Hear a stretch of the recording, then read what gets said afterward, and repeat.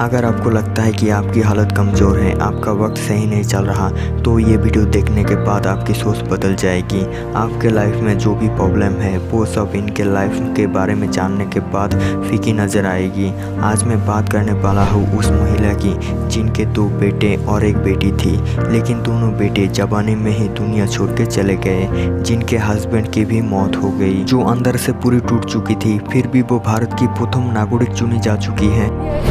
Set to get its 15th president. UP और ओडिशा में द्रौपदी मुर्मू के सपोर्ट में क्रॉस वोटिंग हुई है। ट्रेडिशनल डांस होगा, आदिवासी लोग का मिठाई उठाई के डिस्टिंक्शन होगा। This is a very historic, significant moment. Draupadi Murmu ji has become the 15th president of India.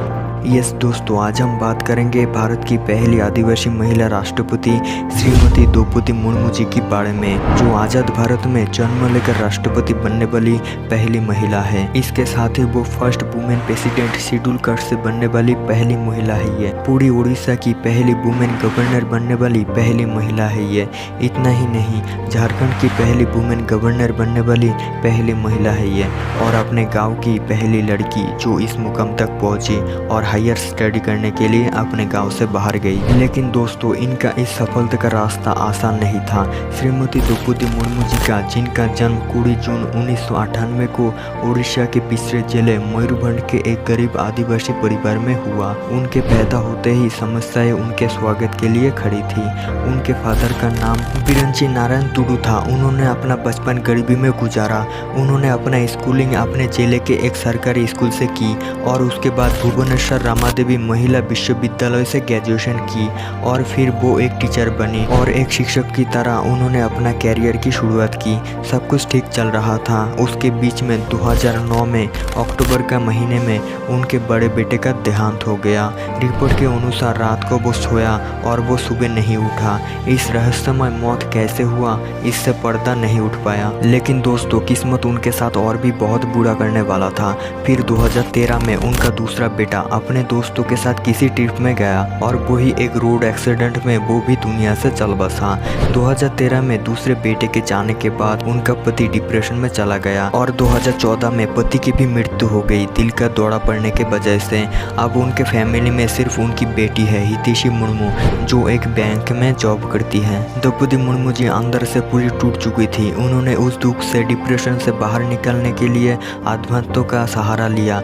Rajasthan के माउंट आबू में ब्रह्म कुमारी संस्थान में जाने लगी और कई दिनों और कई महीनों तक मेडिटेशन करने लगी, ध्यान करने लगी, अपना तनाव कम करने के लिए कोशिश करने लगी। दोस्तों, कोई सोच सकता है कि यह महिला एक दिन देश की सर्वोच्च महिला बनेगी। कहा जाता है कि महिलाओं के लिए पॉलिटिक्स में जाना बहुत मुश्किल है, यह सफर बहुत कठिन होता है, और द्रौपदी मुर्मू जी का यहाँ तक पहुँचना कोई आम बात नहीं है। दुनिया आज उनके बारे में बात कर रही है क्योंकि उन्होंने तमाम संघर्ष का डटकर सामना किया। उन्होंने अपनी पॉलिटिक्स करियर की शुरुआत बीजेपी के साथ की थी।